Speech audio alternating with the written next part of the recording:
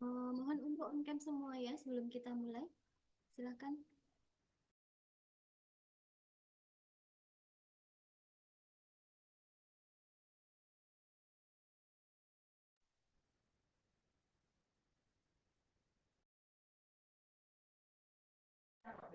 Ini yang join kok baru 35. Yang lainnya apakah berhalangan untuk ikut atau bagaimana? Ya. Oh, iya. Terlambatnya berapa lama? Praktikumnya berapa?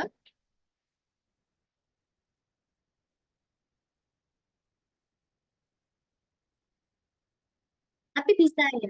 Teman-teman yang lain bisa ya. Maksudnya kan kasihan kalau misalnya ada yang bentrok terus akhirnya mengorbankan satu mata kuliah. Bisa, bisa ya. Oke, saya tunggu sebentar lagi ya. Total mahasiswanya ada berapa tahu Mas Dimas? 40 berapa?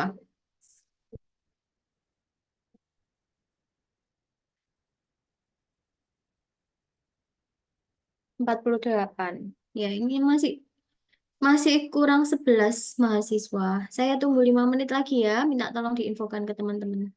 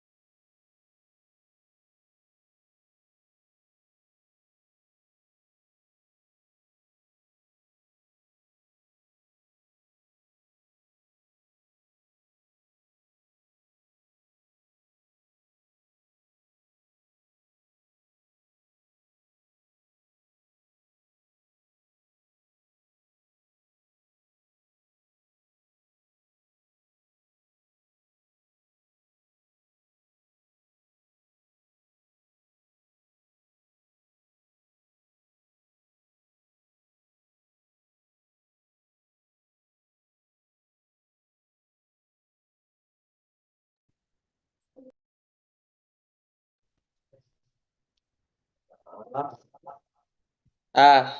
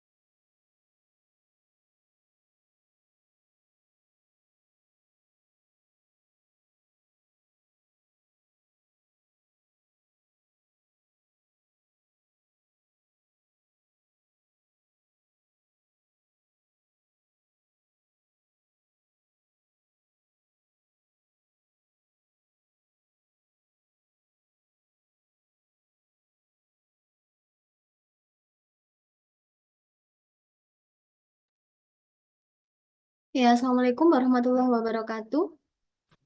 Waalaikumsalam warahmatullahi wabarakatuh. Ya, mohon untuk teman-teman saya minta on cam ya. Ini saya lihat beberapa masih ada yang off kamera. Silakan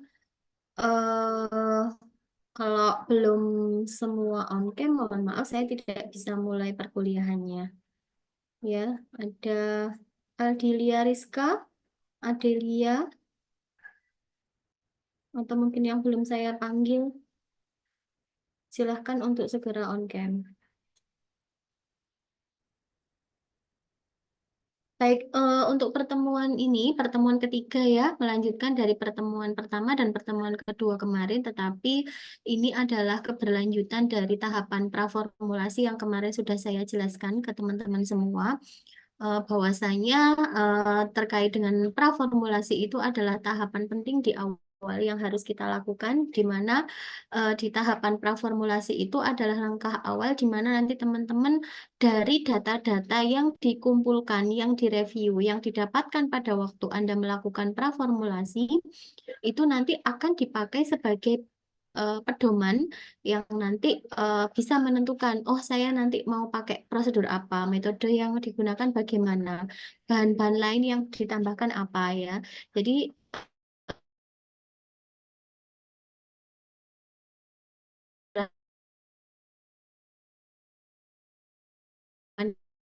kita untuk sampai nyoba nih karena yang salah. Nah, selanjutnya kemarin juga di pertemuan kedua sudah saya sisipkan sedikit terkait dengan rancangan formula untuk sediaan solida, di mana untuk formula sediaan itu tidak hanya komposisinya terdiri dari bahan aktif saja, akan tetapi juga di situ ada bahan tambahan yang lain, gitu ya. Nah, akan tetapi bahan tambahan lain itu pun nanti tidak akan memberikan efek terapi. Nah, dia hanya sebagai bahan pembantu saja. Ya, istilahnya di situ membantu bahan aktif untuk bisa dibuat menjadi suatu sediaan farmasi. Ya, jadi yang dari serbuk dirubah jadi tablet, dirubah jadi granul, dirubah jadi tablet effervescent kah, kemudian atau mungkin dirubah menjadi tablet dengan pelepasan yang tertentu yang dikendalikan, misal tablet extended release, sustained release, atau yang lain-lain gitu ya. Nah, itu adalah semua karena adanya bantuan dari eksipien. Nah, apa sih eksipien itu? Eksipien atau zat tambahan ini merupakan bahan selain dari bahan aktif yang ditambahkan dalam formulasi suatu sediaan di mana dia memiliki tujuan dan fungsi tertentu. Ya, jadi si bahan tambahan ini fungsinya tadi dia sebagai perantara atau sebagai pembantu untuk bahan aktifnya itu eh, sehingga bisa dibentuk menjadi suatu sediaan farmasi. Akan tetapi bahan tambahan atau eksipien itu dia tidak memiliki apa efek farmakologi apapun gitu ya. Jadi dia fungsinya di situ hanya sebagai bahan tambahan untuk sebagai perantara gitu ya dari bahan aktif itu untuk bisa memberikan efek kepada pasien dengan cara dikonsumsi dalam bentuk sediaan farmasi.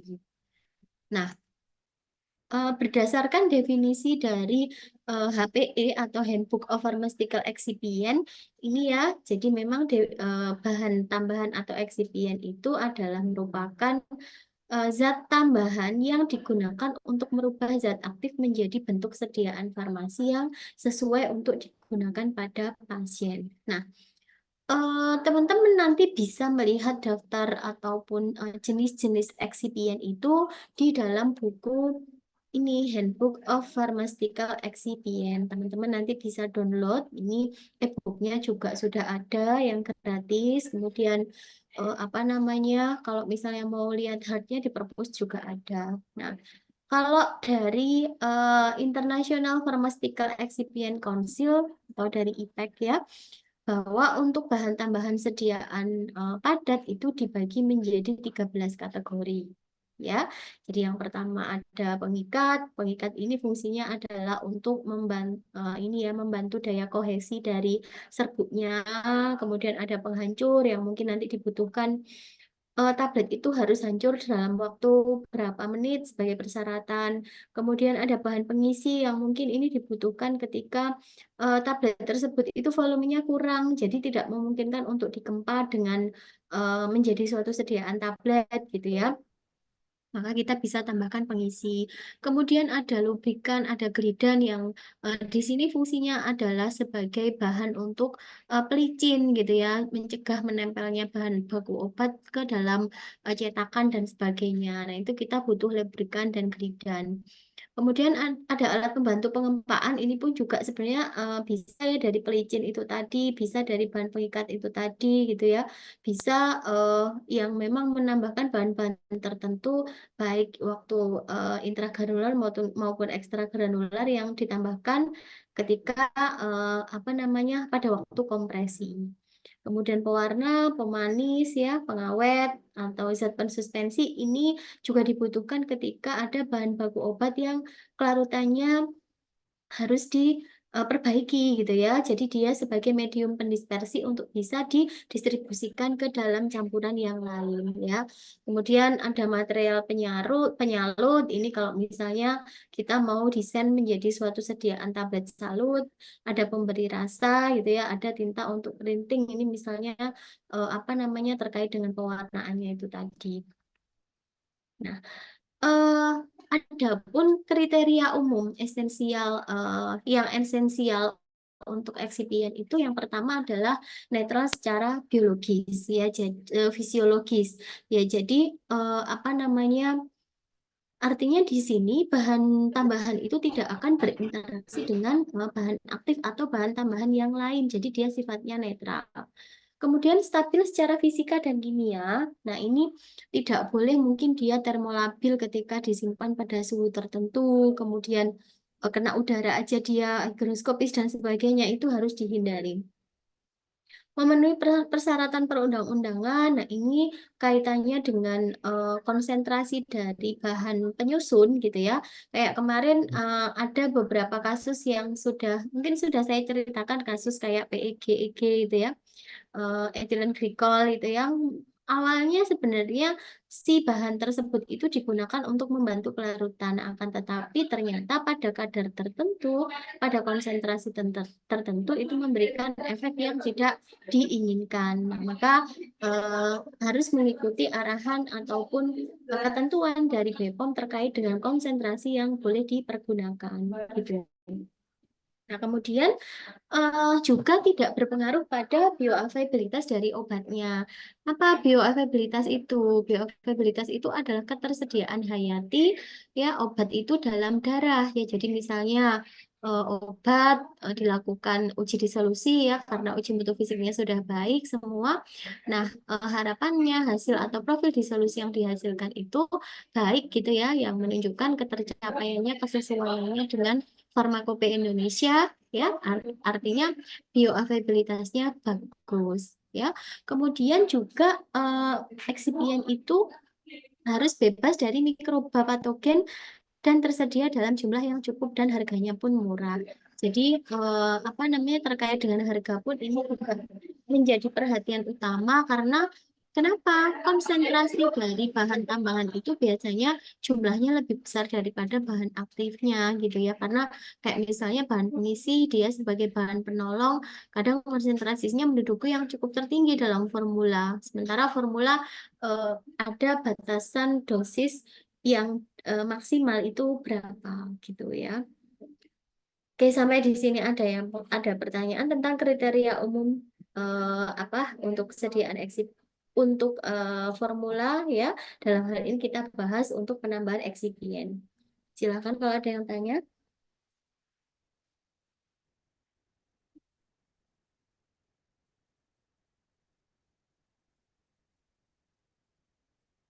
Ada yang mau bertanya?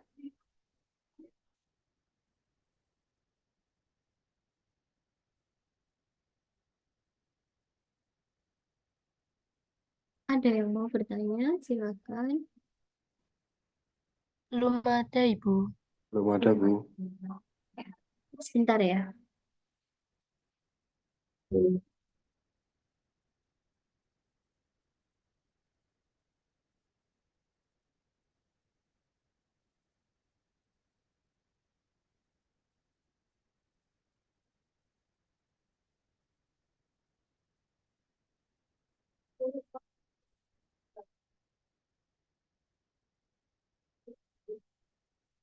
Saya lanjutkan ya, kalau tidak ada pertanyaan.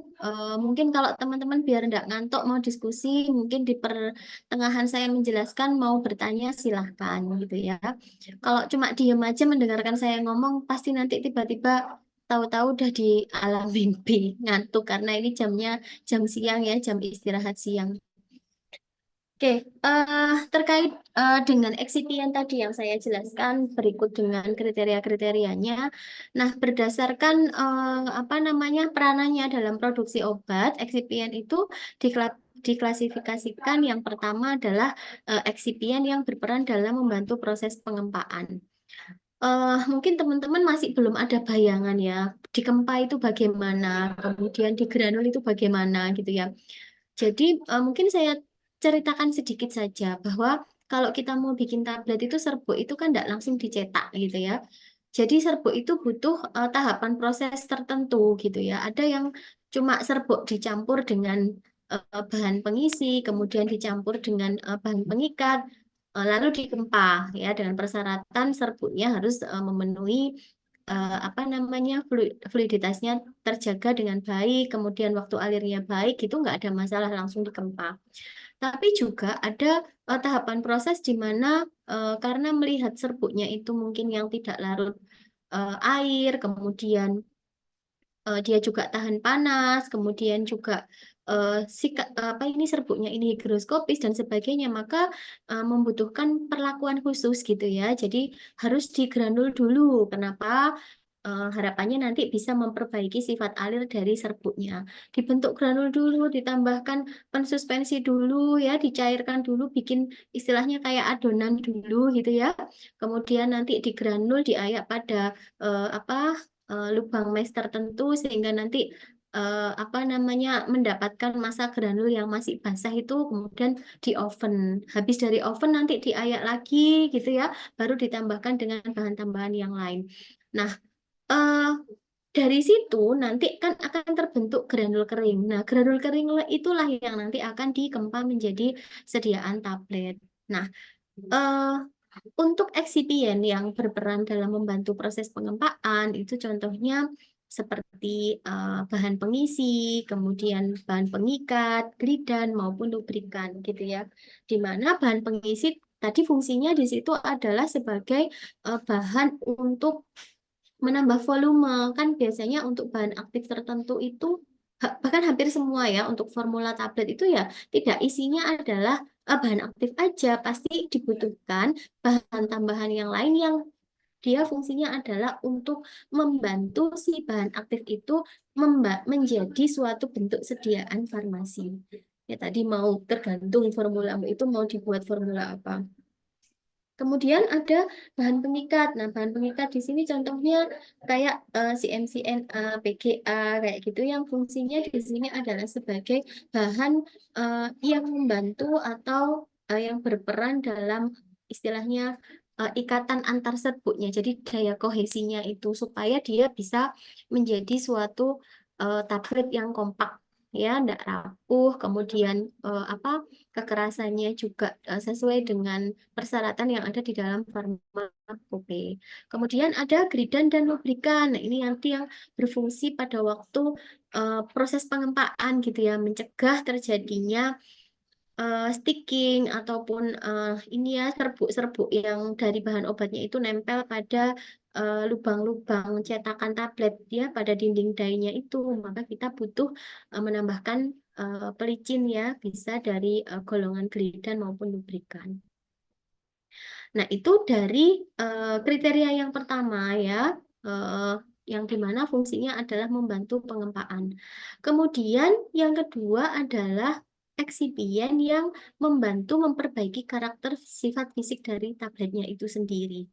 Ya, jadi eh, nantinya setelah kita melakukan rancangan produk gitu ya, kemudian kita lakukan pembuatan produksi, orientasi dulu ya, orientasi, kemudian pembuatan produk gitu ya. Nah, supaya obat itu bisa rilis beredar dan rilis masuk ke perizinan BPOM gitu ya, maka harus memenuhi parameter-parameter yang ada di dalam standar farmakope yang sudah di eh, apa namanya yang memang sudah ditetapkan gitu ya. Di sana nanti kalau untuk tablet itu harus melihat bobot tabletnya apakah seragam atau enggak, ukurannya apakah sesuai atau enggak gitu ya, keseragamannya. apakah seragam atau enggak gitu ya. Nah, itu masuk dalam karakter sifat fisika dari tabletnya itu sendiri, baik juga dari organoleptisnya tentunya ya.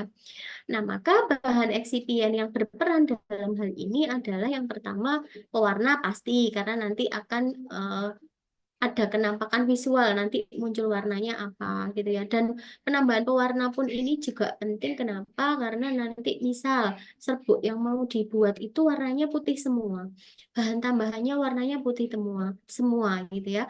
Dan itu kan serbuknya tinggal di mixing aja, nanti akan dikempa. Nah, kita nggak tahu apakah ini homogen atau enggak. Nah, maka kita bisa menambahkan bahan pewarna di sini juga fungsinya selain untuk estetik ya, jadi bisa digunakan sebagai alat untuk membantu mendeteksi apakah apa namanya serbuk yang kalian campurkan itu sudah seragam atau belum, sudah homogen atau belum dengan melakukan penambahan pewarnaan. Selain dari apa namanya pewarna, itu juga yang berperan dalam memperbaiki sifat fisik tablet adalah penghancur gitu ya. Artinya bahan penghancur di sini ditambahkan untuk bahan-bahan tertentu yang mungkin ya eh, ketika tidak ditambahkan bahan penghancur justru nanti tidak bisa hancur sempurna sesuai dengan persyaratan. Kembali lagi bahwa ada parameter-parameter yang harus dipenuhi ketika kita melakukan pengujian terhadap sediaan tablet ya, parameter-parameter sesuai dengan farmakope gitu. Nah, apa terkait dengan penghancur ini kadang gitu ya, kalau misalnya bahan pengikat yang kita tambahkan itu banyak ya, bahan pengikatnya banyak, dia cukup kohesif sehingga nanti apa namanya hasil dari produk yang dibuat itu tadi kadang nanti akan melenceng dari persyaratan yang sudah dipersyaratkan karena apa kurangnya bahan penghancur sehingga tidak memenuhi waktu hancur kurang dari 15 menit dan sebagainya. Selain penghancur dan pewarna juga eh, ada bahan pembasah dan surface active agent. Sing bahan pembasah atau bahan pembasah di sini ini adalah biasanya ketika kita menggunakan metode granulasi basah, kita menambahkan membuat suspensi dulu untuk tadi contohnya si MCNA ya sebagai apa namanya bahan pengikat begitu. Nah, itu nanti ditambahkan bahan pengikatnya itu dalam bentuk basah. Ya, sebenarnya ada dua metode, bisa basah, bisa kering. Gitu ya, baru nanti ditambahkan dengan bahan yang lain. Oke, ada yang ditanyakan sebelum saya lanjutkan?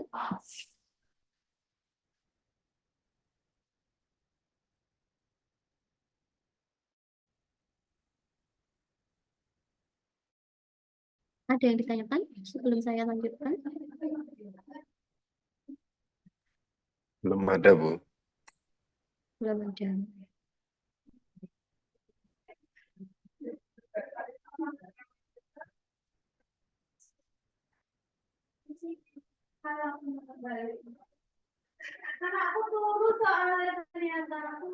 Nah, ini juga ya ada tablet yang diperuntukkan untuk hancur dan memberi rasa di mulut juga ini biasanya membutuhkan flavor. Nah, apa namanya terkait dengan bahan tambahan itu tadi seperti yang saya jelaskan tergantung sediaan yang mau dibuat itu apa, tujuannya apa gitu ya, rutenya bagaimana. Itu nanti akan menentukan jenis-jenis bahan tambahan itu yang tepat apa gitu ya. Karena misalnya untuk tablet yang memiliki modifikasi gitu ya, misalnya kita memang buat pelepasannya dikendalikan. Nah, itu nanti juga kita harus melakukan pemilihan bahan pengikat ataupun pemilihan bahan pengisi mana yang nantinya akan cocok ketika ditambahkan ke dalam formula jika kita menghendaki untuk tabletnya itu pelepasannya dikendalikan atau apa namanya dia terlarut atau terdifusinya itu pelan-pelan sampai pada batas masa tertentu gitu ya sesuai dengan targetnya kita. Oke. Eh, sekarang kita bahas untuk masing-masing bahan tambahan ya. Yang pertama adalah filler atau istilahnya disebut dengan diluent atau dalam bahasa Indonesianya adalah bahan pengisi. Nah, bahan pengisi ini seperti tadi yang saya sampaikan, memang untuk bahan-bahan tertentu atau bahan tambahan tertentu itu tidak semuanya memiliki fungsi yang sama. Mereka punya fungsi yang berbeda-beda tergantung dari bahan aktifnya juga, begitu ya. Nah, misalnya di sini bahan pengisi ini memang dia dibutuhkan untuk menambah bobot sehingga memiliki Walaupun bobot yang sebentar, sesuai untuk dikembang. yang penting kita nyampe puncak, Pak. Makasih udah sabar dari tadi. Senang banget.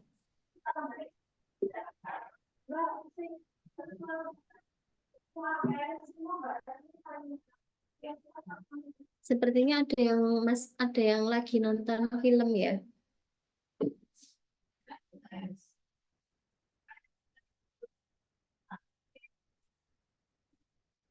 Bisa saya lanjutkan?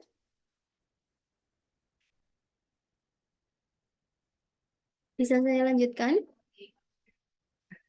Bisa ya, Mbak. Oke.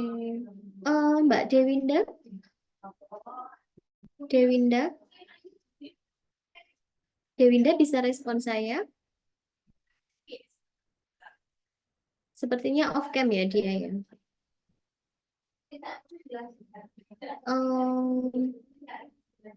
Untuk apa namanya mahasiswa yang tidak mungkin mohon di remove aja dari Zoom ya Mas ya, minta tolong. Nanti absensinya disesuaikan.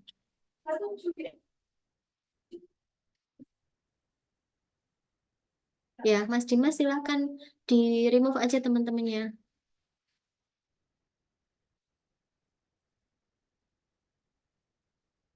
Oke, saya lanjutkan.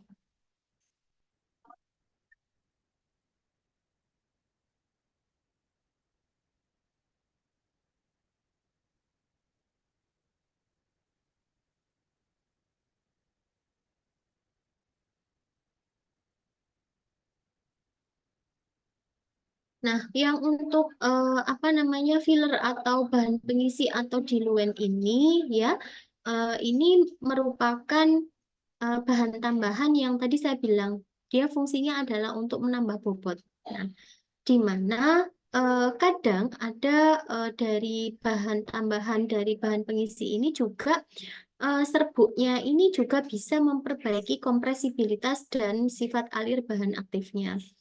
Apa sih kompresibilitas itu? Kalau kompresibilitasnya baik, itu nanti serbukmu itu jadi mudah untuk mengalir sehingga nanti ketika dikempa dia lebih kompatibel seperti itu ya.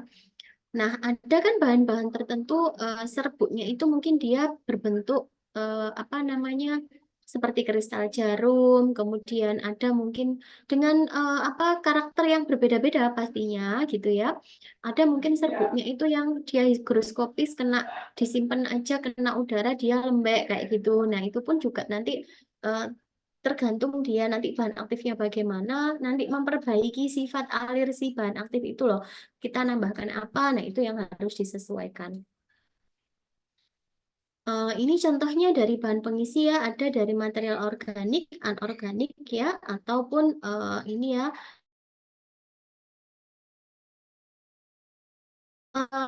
diluent itu diproses lagi gitu ya. Jadi kayak freeze dry mungkin nanti si bahannya itu menjadi fluiditasnya bagus, yang baik nanti digunakan untuk proses pengempakan gitu ya.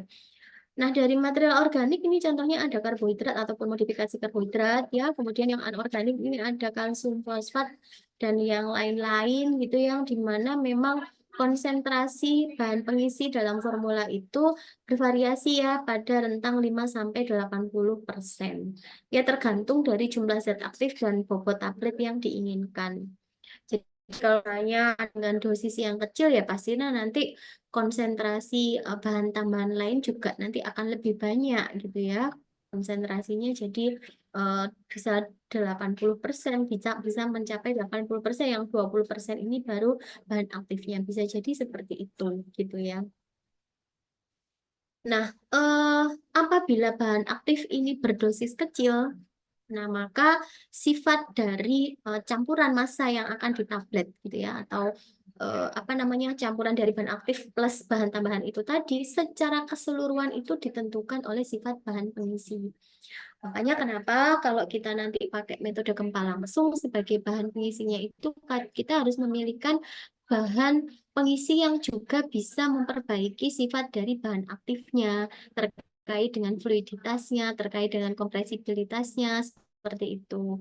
Jadi diupayakan bahwa nanti massa serbuknya itu bisa terkompresi dengan baik gitu ya, tanpa hasilnya nanti rompang lah, tabletnya pecah atau tidak homogen dan sebagainya.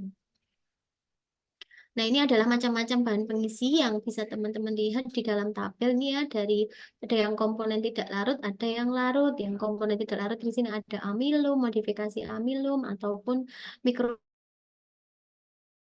selulosa ya. Kalau yang larut ini ada laktosa, sukrosa, dekstrosa, mannitol, sorbitol. Nah, kapan kita menggunakan bahan pengisi tidak larut, kapan kita menggunakan bahan pengisi yang larut? Kembali lagi dengan melihat parameter apa namanya karakter fisika kimianya ya dari si bahan aktifnya itu bagaimana. Nanti kalau misalnya saya tambahkan sukrosa, eh, apakah bisa, tergantung juga nanti desain sediaannya itu mau dibuat sediaan apa, itu pun juga nanti akan berpengaruh di situ.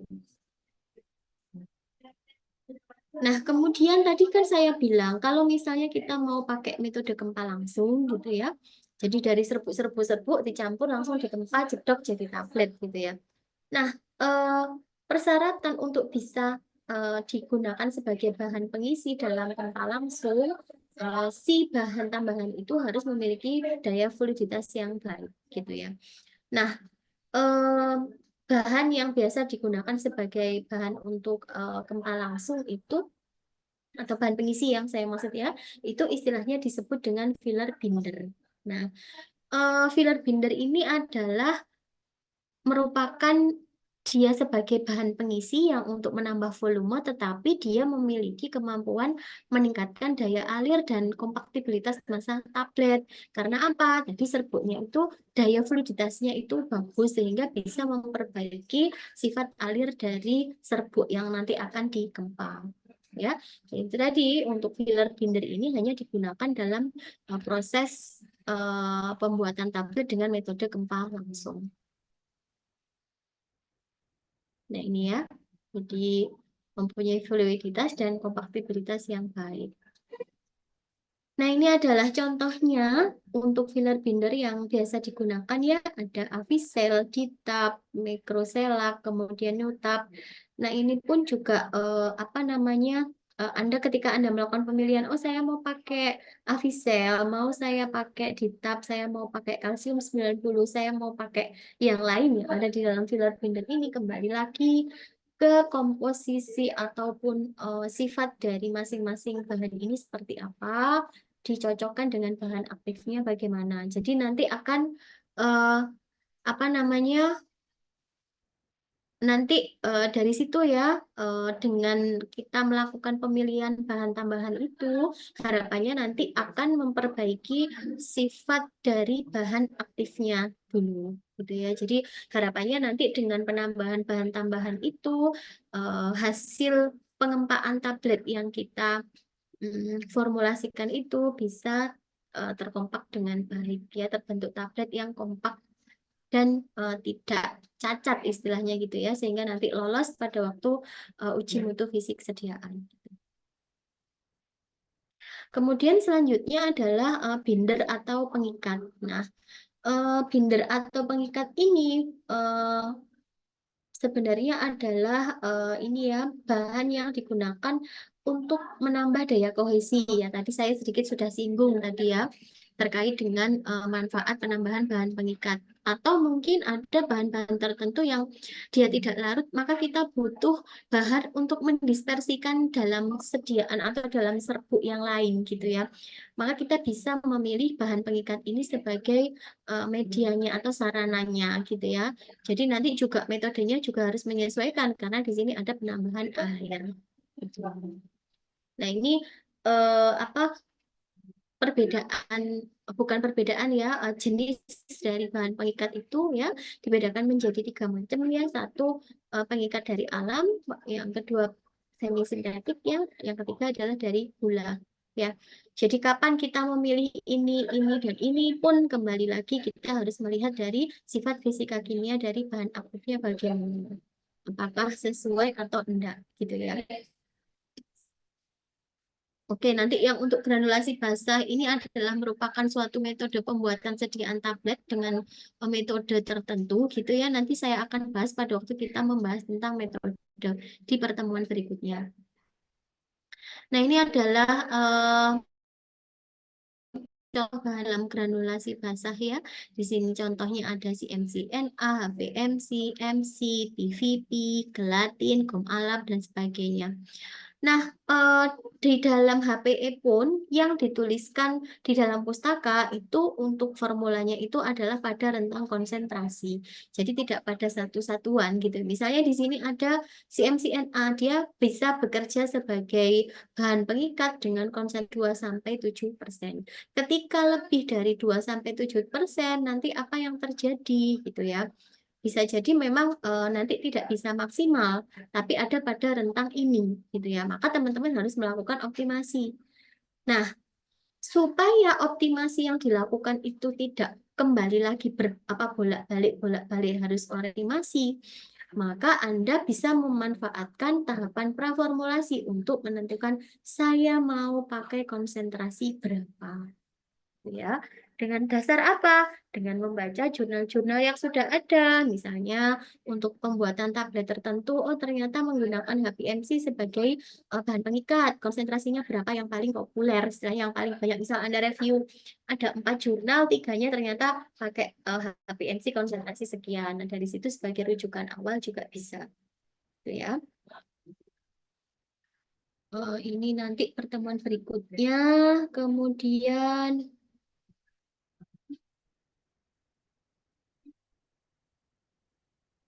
Kemudian selanjutnya adalah bahan atau bahan tambahan yang di sini sifatnya adalah membantu hancurnya tablet menjadi granul, gitu ya.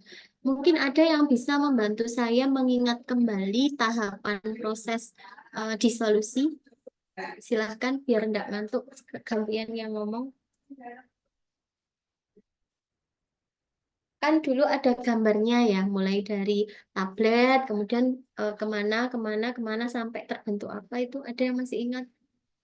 Saya tunggu.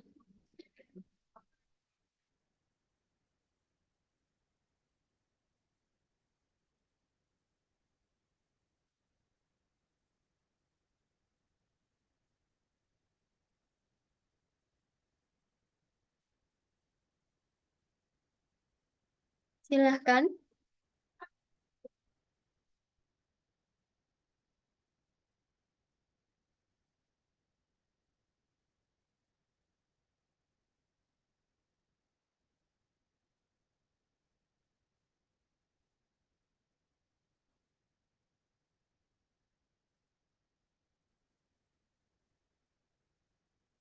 Ayo, siapa yang mau jawab?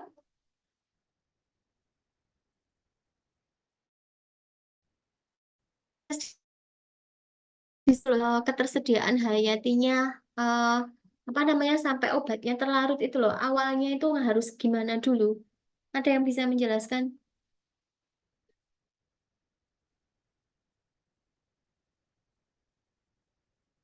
Sudah dapat materi tentang disolusikan dulu pada waktu farmasi fisik? Pasti masih ingat materinya. Udah naik kok, udah lulus kan berarti farvisnya. Silakan.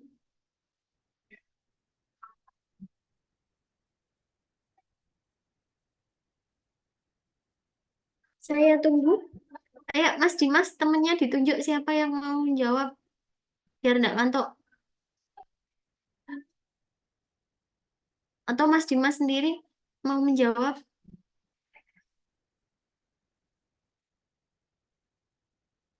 Gimana?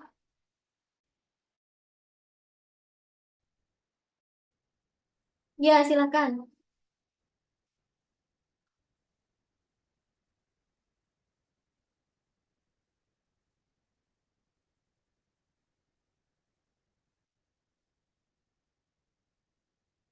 Ya, silakan.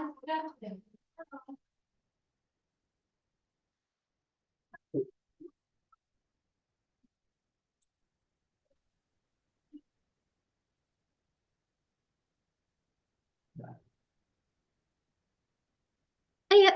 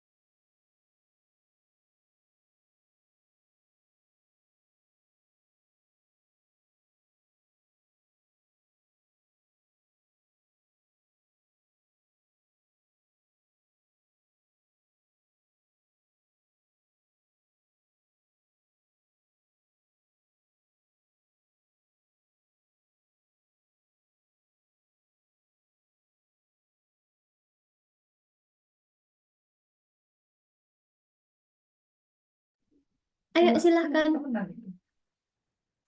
Atau mau lanjut nonton film tadi? Siapa yang bocor nonton film tadi?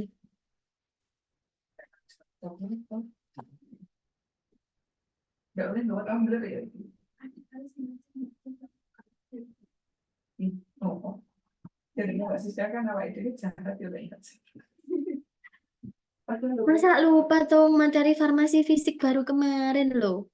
Ayo, tahapan disolusi sampai terbentuk apa sampai terlarut itu loh. Tabletnya mengalami proses apa? Gak ada yang inget tuh, sekian mahasiswa loh ini. Dari pertemuan pertama kemarin saya tuh sudah dengan kelas ini kok kayak gitu nggak ada yang mau apa namanya aktif. Ini juga kita daring malah ada yang nonton film siang-siang ngantuk-ngantuk dapat surprise saya malah ngajar.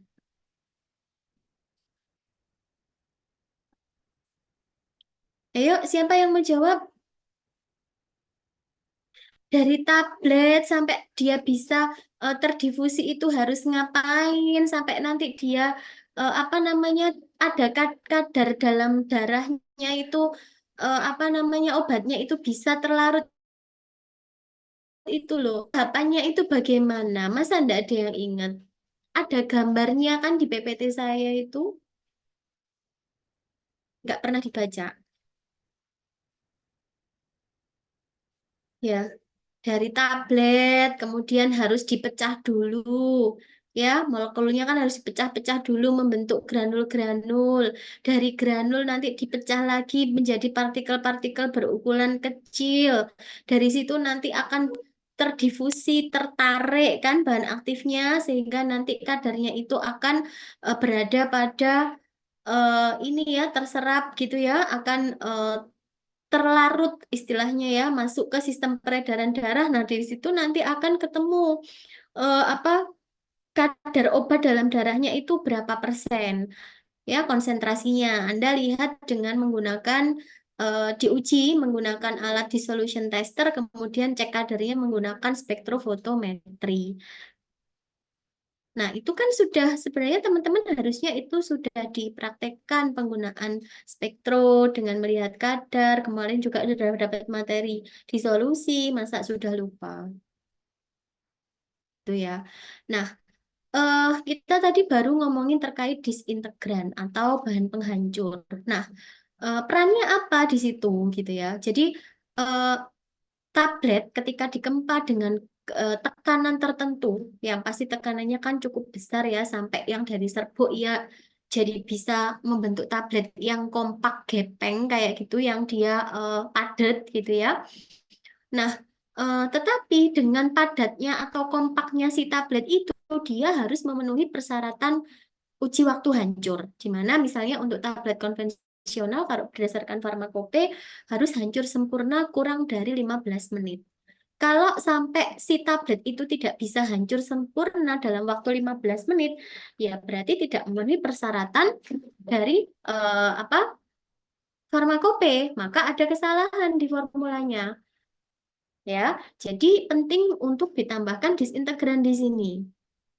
Ya, jadi untuk membantu istilahnya nanti proses absorpsinya itu supaya bisa hancur sempurna gitu ya.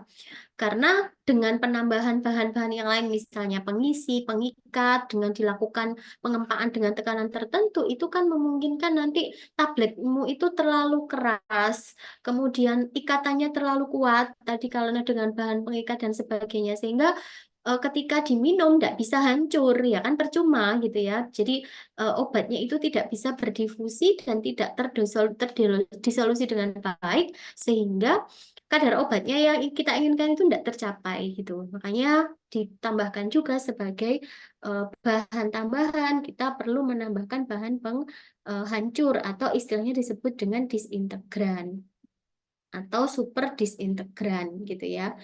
Nah, eh, bahan penghancur di sini akan nanti membantu hancurnya tablet menjadi granul yang selanjutnya menjadi partikel-partikel penyusun sehingga nanti akan meningkatkan kecepatan disolusi tablet sehingga nanti ketersediaan HYT obatnya itu bisa tercapai pada kadar tertentu sesuai dengan persyaratan yang ada di dalam farmakope karena beda-beda persyaratannya untuk setiap bahan baku gitu ya. Nah, penambahan bahan penghancur itu sendiri, kalau pada waktu kita menggunakan metode gempa langsung ya, jadi yang tadi saya bilang dari serbuk, kita tambahkan bahan pengisi, bahan pengikat gitu ya, bahan tambahan lain, kita tambahkan juga bahan penghancur, tetapi dia tidak ada proses penggranulan. Jadi langsung campur bulknya itu baru nanti dikempa dengan kecepatan dan tekanan tertentu gitu. Hanya kita perlu menggunakan metode lain, misalnya pakai granulasi basah. Nah, itu berarti proses mencampurkan bahan penghancur itu bisa pada waktu di intragranular, yaitu pada waktu kita pembuatan masa lembab itu tadi sebelum terbentuk granul kering, kita tambahkan dulu bahan penghancurnya. Kemudian bisa juga ditambahkan di ekstra granular. Jadi setelah terbentuk granul kering, pada waktu mau dikempa kita tambahkan. Atau juga bisa kombinasi dua-duanya. Ya, jadi mungkin separuh di intragranular, separuh di ekstra granular. Itu. Nah, itu untuk bahan tambahan disintegran. Ya. Nah, ini adalah tipe dan jumlah disintegran atau bahan penghancur yang biasanya digunakan dalam formula sediaan tablet ya. Jadi di sini ada amilum, alficel, asam alginat ya, kemudian ada eksplotaf ya, metil selulose, CMC, HPMC. Persyaratan konsentrasinya adalah pada rentang ini. Ya, jadi sebagai bahan penghancur pun juga dia dalam rentang, tidak dalam satu konsentrasi. Jadi kalau Anda mau melakukan pembuatan sediaan atau formulasi, berarti Anda harus optimasi. Sebenarnya nanti yang eh yang bagus itu pada konsentrasi berapa. Jadi kan kadang, oh ternyata untuk bahan A yang paling itu konsentrasi metil selulosnya adalah pada konsentrasi 8% misalnya. Nah, untuk bisa mencapai itu supaya nanti kita nggak semakin nyoba-nyoba semakin banyak yang dicoba gitu ya. Maka inilah perannya di tahapan praformulasi ketika nanti Anda menentukan titik konsentrasi yang nanti pada waktu pelaksanaan atau pembuatan formula, gitu ya.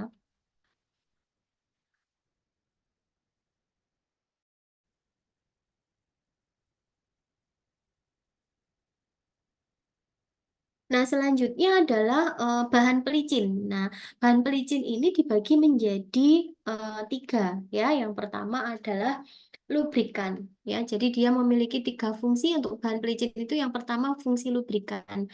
Nah, fungsi lubrikan ini adalah di mana bahan pelicin itu tujuannya adalah untuk mengurangi friksi antara permukaan dinding atau tepi tablet dengan dinding die selama kompresi, ya. Jadi kalau mungkin teman-teman kemarin waktu di lab Solida kan sudah perkenalan alat. Sudah perkenalan alat atau belum di lab?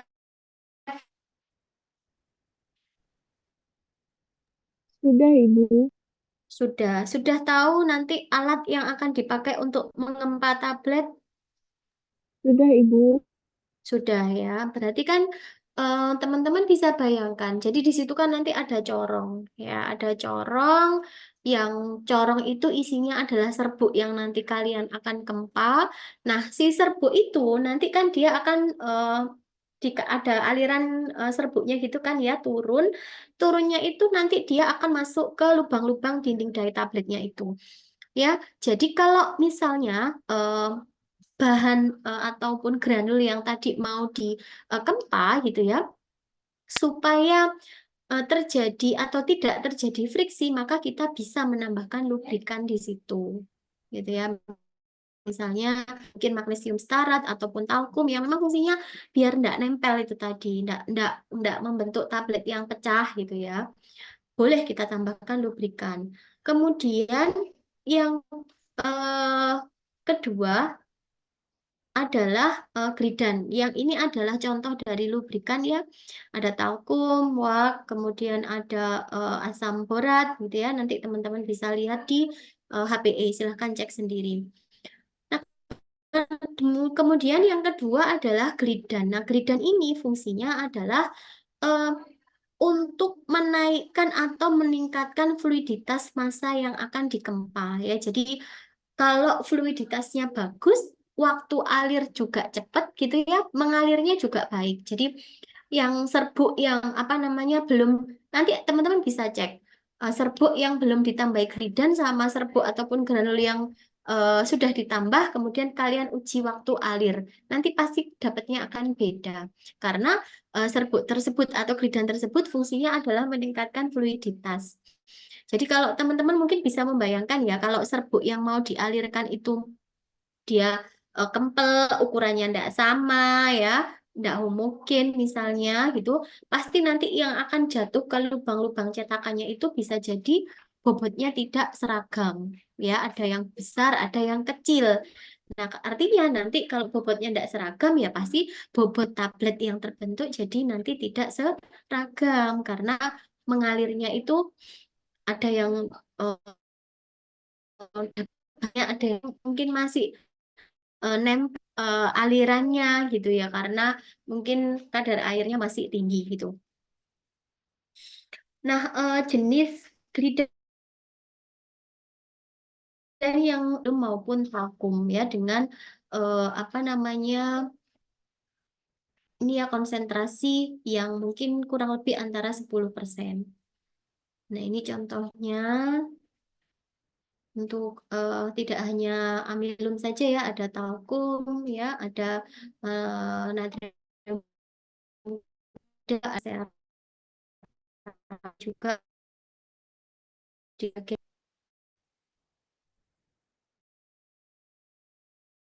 Kalau tadi yang pertama sebagai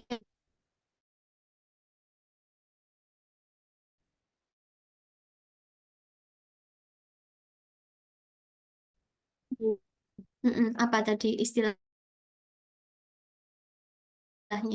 Glidan.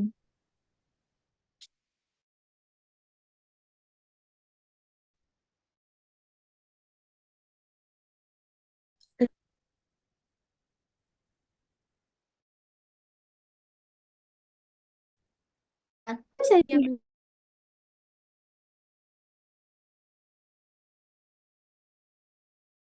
kan ya. Talkum. Ya, talkum, amilum. Ya, selanjutnya dari di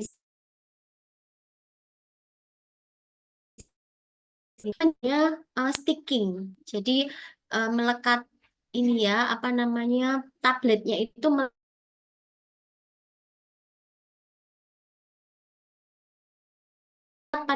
tabletnya itu rompak. Jadi bisa jadi ada rongga di apa namanya permukaan tabletnya dan sebagainya sehingga nanti tidak akan memenuhi persyaratan. Nah, untuk mencegah itu kita bisa menambahkan anti adheren dalam formulanya. Jadi dengan menambahkan talkum atau magnesium stearat ataupun amilum jagung gitu ya dalam formulanya. Jadi biasanya ini ditambahkannya dengan di ekstra granular ya, jadi bahkan gitu ya supaya nanti tidak nempel pada eh, apa pans atas maupun pans. Nah, selanjutnya bahan-bahan apa bahan tambahan selanjutnya adalah dengan penambahan pewarna dan pigmen ya. Jadi penambahan pewarna dalam hal ini selain digunakan untuk memang estetika ya karena mungkin eh, formula tadi tujuannya untuk anak-anak misalnya ya mau dibuat warna-warni dengan bau-bau tertentu yang mungkin mereka nanti suka gitu ya.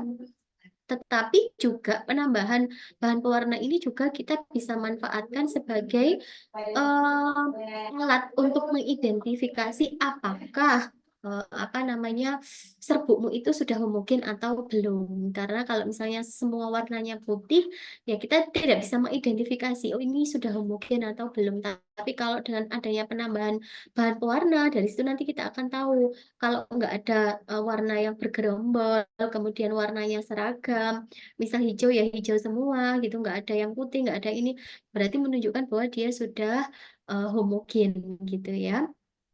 Nah, bahan-bahan tambahan itu tadi kembali lagi saya jelaskan dia tidak akan berpengaruh atau memberikan aktivitas terapeutik, tetapi kadang bukan kadang sih, justru memang si bahan tambahan itu dia akan membantu meningkatkan bioavailabilitas dan stabilitas dari produk yang tadinya dia bahannya itu higroskopis dengan ditambahkan bahan tertentu jadi higroskopisnya hilang.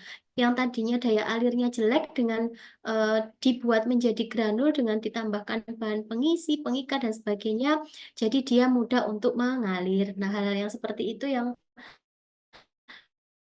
perkembangkan yang kita gali gimana upaya kita gitu ya untuk mengatasi kalau misalnya tablet itu sifatnya begini, kalau mau dibuat tablet saya harus pakai metode apa gitu ya. Jadi kembali lagi kemarin kan kita juga sudah belajar terkait dengan BCS ya, bioklasifikasi apa namanya bioclassification system ya. Jadi biopharmaceutical classification system ya. Jadi apa namanya di BCS kelas 1, 2, dan 3. Oh, mana yang permeabilitasnya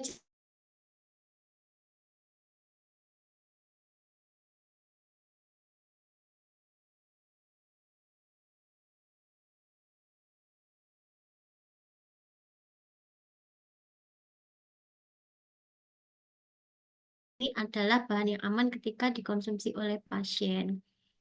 Kemudian bahan tambahan selanjutnya adalah sweetener atau flavor ya. Jadi ini juga sebenarnya suka-suka gitu ya, tergantung juga jenis sediaan yang akan diformulasi.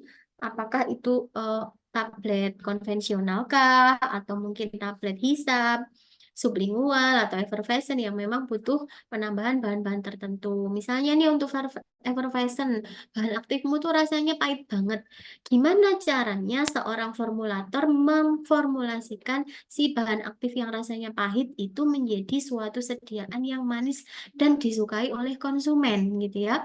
Berarti kan PR-nya adalah membantu mencari bahan tambahan yang bisa membantu menutupi rasa pahit dari ekstrakmu gitu ya. Misalnya taruhlah pakai aspartam karena dia manisnya kecepatannya berkali lipat dibandingkan dengan sukrosa kayak gitu. Tetapi kembali lagi kita tetap harus memperhatikan safety-nya, keamanannya. Berarti amannya aspartam itu dibolehkan dikonsumsi pada kadar berapa. Kalau terlalu banyak apa yang terjadi? Anda sebagai seorang formulator harus bisa memprediksi itu, gitu ya.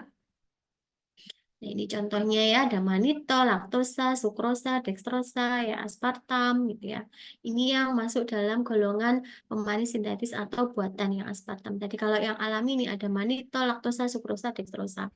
Nah, kadang kalau untuk menutupi rasa yang pahit, kita tidak bisa mengatasi hanya menggunakan pemanis alami. Butuh pemanis sintetis atau buatan. Tetapi penggunaan pemanis sintetis atau buatan itu ada plus minusnya ya. Jadi teman-teman harus perhatikan eh, regulasi yang ada, ya, kemudian konsentrasi yang digunakan, kemudian tingkat keamanannya. Nah, ini ya, jadi sakarin ini 500 kali lebih manis dibandingkan sukrosa, aspartam ini 180 kali lebih manis dibandingkan sukrosa. Ya, jadi apa namanya? Manis sih ya. Kayaknya pakai sakarin juga manis sekali, tetapi ada efek sampingnya enggak? Nah, itu harus diperhatikan. Nah, itu tadi adalah beberapa eksipien yang bisa kita gunakan dalam pembuatan formula sediaan tablet ya. Jadi sebenarnya tidak semua bahan tersebut itu harus ada di dalam formula rancangan formulamu, tidak, akan tetapi menyesuaikan dengan produk yang akan kalian gunakan, rute pemakaiannya bagaimana, kemudian profil pelepasan obatnya nanti yang diinginkan itu bagaimana, dan metodenya yang mau dipilih itu apa. Dari situ apa namanya, pertimbangan-pertimbangan terkait dengan pemilihan eksipien itu perlu dilakukan, perlu dikaji secara komprehensif supaya nanti hasil dari formula yang Anda formulasikan itu bisa mendapatkan formula yang baik dan memiliki efek terapis sesuai dengan target yang ingin kita capai gitu ya. Oke, sampai di sini ada yang ditanyakan? Silahkan.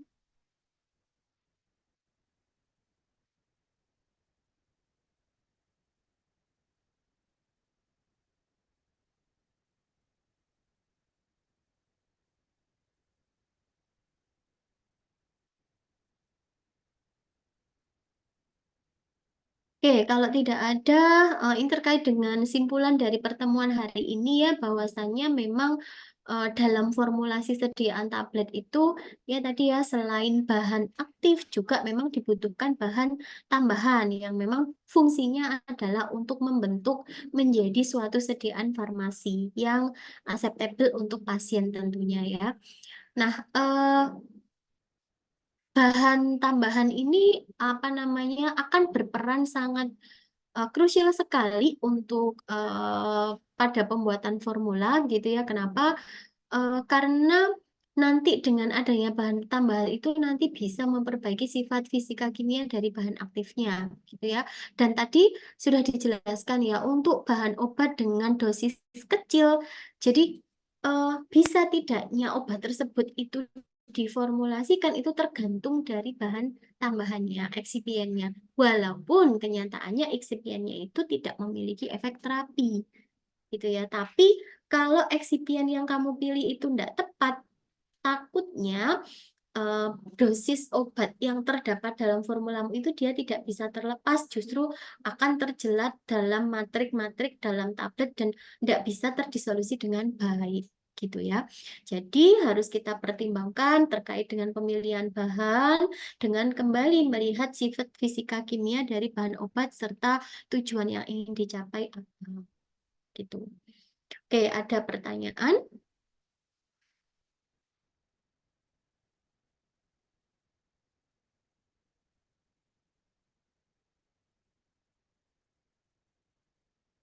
Kalau tidak ada pertanyaan, saya kasih tugas ya untuk kelas ini. Di kelas lain pun juga sudah saya kasih tugas, di mana untuk kali ini tugasnya adalah apa namanya tugas kelompok. Satu kelompok diisi 5 mahasiswa.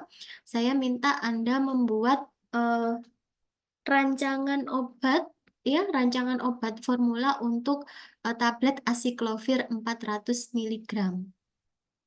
Ya, asiklovir 400 miligram. Jadi tahapannya nanti teman-teman harus melihat sifat fisika kimia dari asiklovir itu sendiri, baru nanti teman-teman bisa memperkirakan eh, bahan tambahan yang nanti mau digunakan apa. Nah, minggu depan itu kan saya akan membicarakan terkait dengan metode, metode pembuatan sediaannya. Ya, jadi nanti teman-teman bisa pilih dari yang sudah saya jelaskan nanti, kira-kira saya mau pakai metode yang mana, itu disesuaikan ya. Nah, ini nanti rancangan formulanya itu dibentuk dalam bentuk makalah, dikumpulkan pada waktu UTS, gitu ya. Jadi, apa namanya, silahkan mulai dirancang dari sekarang formulanya, dibahas dengan baik, kemudian apa namanya, parameter fisika kimianya dicari dulu, ya review dari beberapa jurnal silahkan, dan jangan lupa untuk makalahnya harus apa namanya, pustakanya harus jelas gitu ya, ambil dari buku mana, pustaka apa, jurnal apa gitu ya, harus jelas, dan ambillah kalau misalnya ambil dari jurnal, ambil dari jurnal yang terbaru, jangan yang lama. Itu ada pertanyaan untuk tugasnya?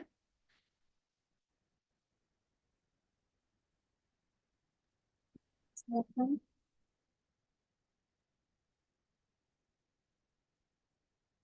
Dikumpulkannya waktu UTS. Jadi silahkan diprediksikan sendiri untuk kelompoknya. Tapi saya minta segera dibuat formulasinya mungkin minggu depan gitu pada waktu saya menanyakan, saya apa namanya memaparkan metode, saya akan spill terkait dengan formulasi yang sudah kalian rancang gitu.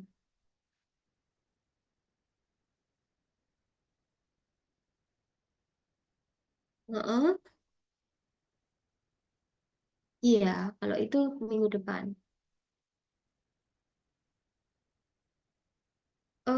PPT pakai Google Drive aja. Ya. Kalau makalahnya nanti hard ya.